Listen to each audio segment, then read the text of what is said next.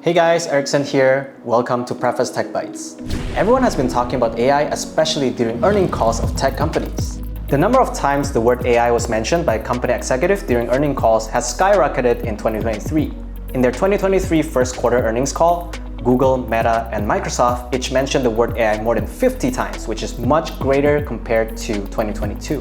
This isn't much of a surprise as tech companies have been hyping over generative AI as the next killer application since the internet. Some companies have been very vocal about using ChatGPT to replace their employees.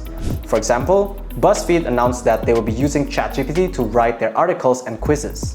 However, as one might expect, the auto-generated content is actually of much lower quality compared to human-generated content.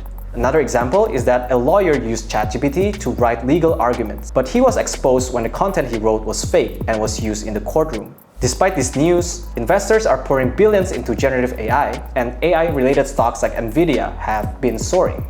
Is this technology worth the hype, or simply the next dot-com bubble? That is what we will be exploring today. The hype started in November 2022 with the launch of ChatGPT.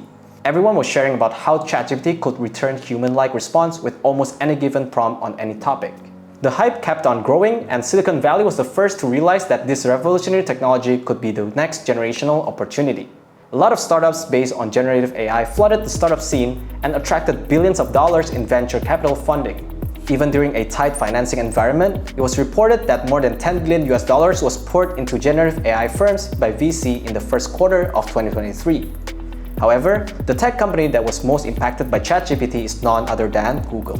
Google executives had to issue a code red situation for the company after the release of ChatGPT. Some people have replaced Google Search with ChatGPT as their main search engine. This forced Google to release their own version of ChatGPT called Bard.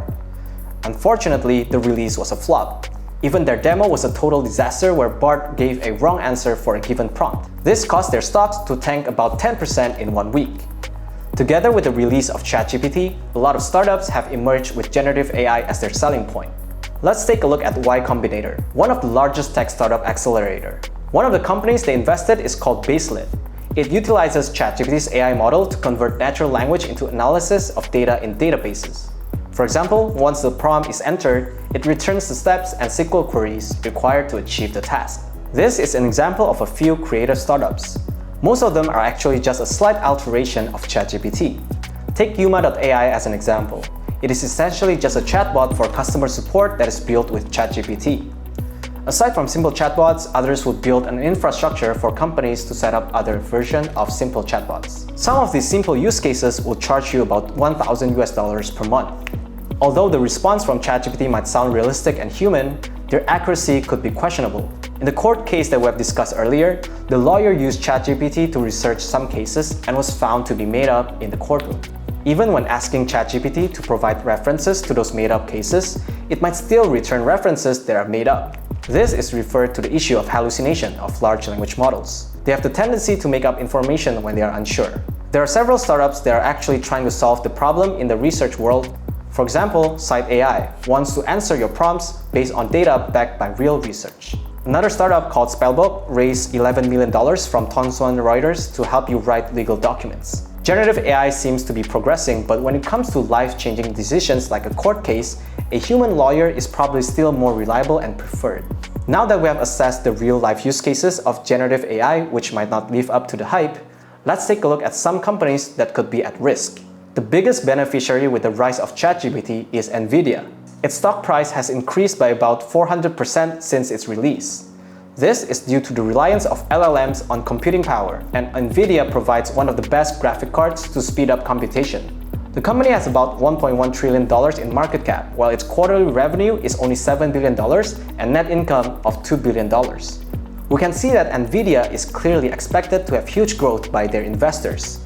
This is reminiscent of the company Cisco during the dot-com bubble. Cisco made real product generating real profits with their stock surging 60,000% during its all-time high before coming to a crash. And we can see they have never reached back to its all-time high. Nvidia is in a very similar situation to the dot-com era Cisco. It makes real products and profits, but even if generative AI is proven to be a generational technology like the internet, it might still not be enough to prove its extreme valuation, but only time can tell. But what if this technology does not live up to the hype? What if it still takes a long time for researchers to extract billions of value out of generative AI? With the internet, it was pretty clear-cut where everything from communication, buying and selling, marketing becomes more instant and efficient. Almost every company can leverage the internet to extract much more value than the traditional workflow. With generative AI, it is still not as clear how it can change industries completely.